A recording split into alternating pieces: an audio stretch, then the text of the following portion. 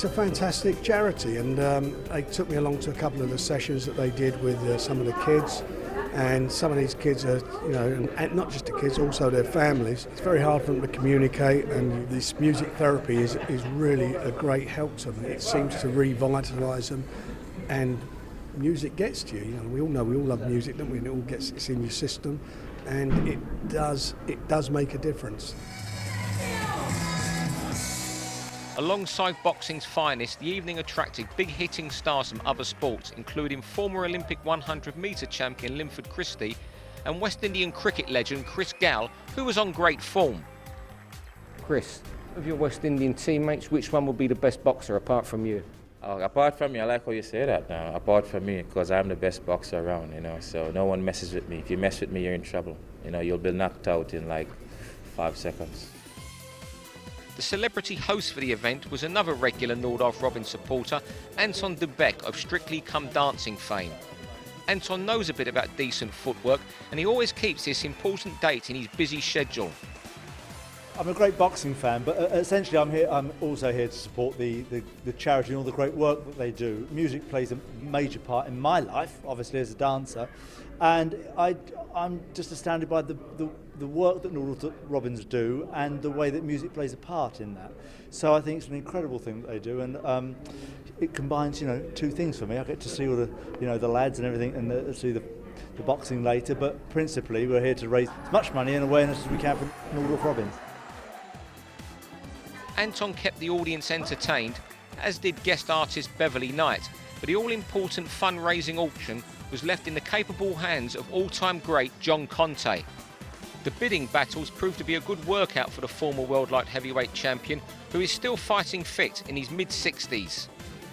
John, you're sweating like you've done 15 rounds with Matt Parloff and Matthew Saad Muhammad on the same night. What have you just been doing now? I've been doing an auction for the charity tonight, Nordoff Robins. Great charity to raise a lot of money, and it was so well supported by the audience. Well, you're in the ring and you're trying to get as much as you can. You do actually move a bit because you're in the ring. It's a bit of showmanship as well. It trying to sell the lot. But the main thing is that the audience, we're putting the money in, they're so generous.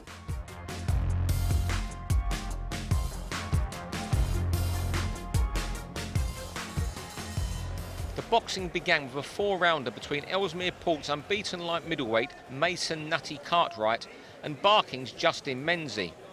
Mason had friend and former IBF champion Paul Butler in his entourage, but his fight ended in unsatisfactory fashion. The end came with Cartwright dominating the contest, but an awful cut on Menzie's eyebrow in the second round ended the bout early, and it was declared a technical draw. You're still unbeaten. Does it feel like a loss for you then? Feels like a loss.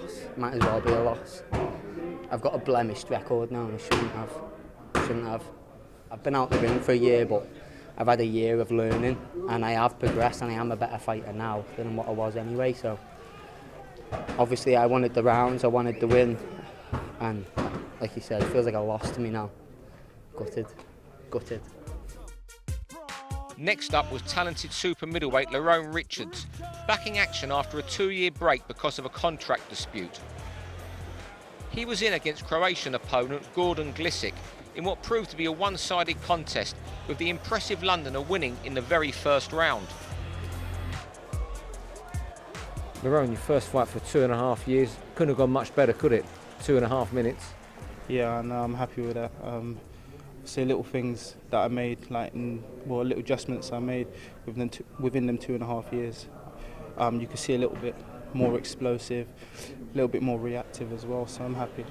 You seem a pretty quiet fella. What's it like with all these cranks from the iBox gym every day? It's good.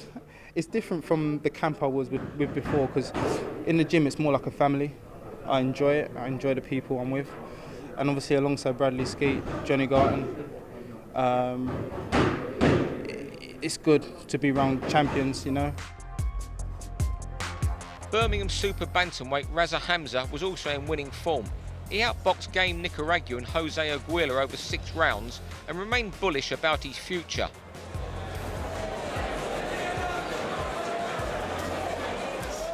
The most important thing was the win, you know. I've shown everyone I can bang, but now I want to show people I can go through a fight without getting hit. I've got a good engine on me. It's all about boxing. My trainer goes to me, go out there, If you're outboxing for 6 rounds, you outbox him. But I was catching him with loads of shots, but he was tough. You know, he's a Nicaraguan, so they're going to be tough. But yeah, I just stuck to what my trainer told me. Could have done a bit more, but win's a win, isn't it? Plans for any more fights this year? Yeah, hopefully he could get me out once more, you know, get another good learning fight out, 6 round or 8 round, and then next year, want some gold around my waist, man. You know, I'm ready. I'm ready, man. I just need 1 or 2 more fights, and listen, I'll fight anyone at featherweight. You put anyone in front of me, I'll fight them. But the question is, would they fight me? In this year's main event, unbeaten Kentish Town super middleweight Alan Higgins should have been contesting the Southern Area title, but instead found himself up against last-minute substitute Alistair Warren. The Huddersfield man took the fight on the day, but was intent on causing an upset. Neither fighter would take a backward step, but Higgins won when referee Jeff Hines stopped the fight on cuts in round 6.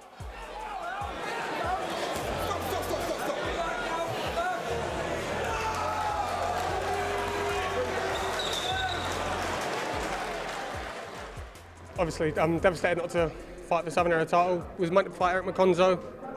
2:30 today I got a phone call saying we're fighting Alistair Warren instead of Eric. So I was like, change of opponent, these things happens, and just good to get another win, you know. It's already sort of pretty much all buttoned up and agreed that we fight for the Southern Area on December the 2nd. So look forward to that, back in the gym next week and hopefully get the title.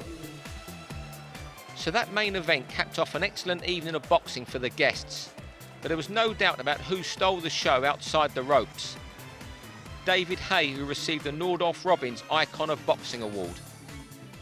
That's really nice to recognise my my body of work, you know, the stuff that I've done in my career. You know, so that was nice to obviously receive any award or any recognition for, you know, all the punches I've taken in the head since I was a kid.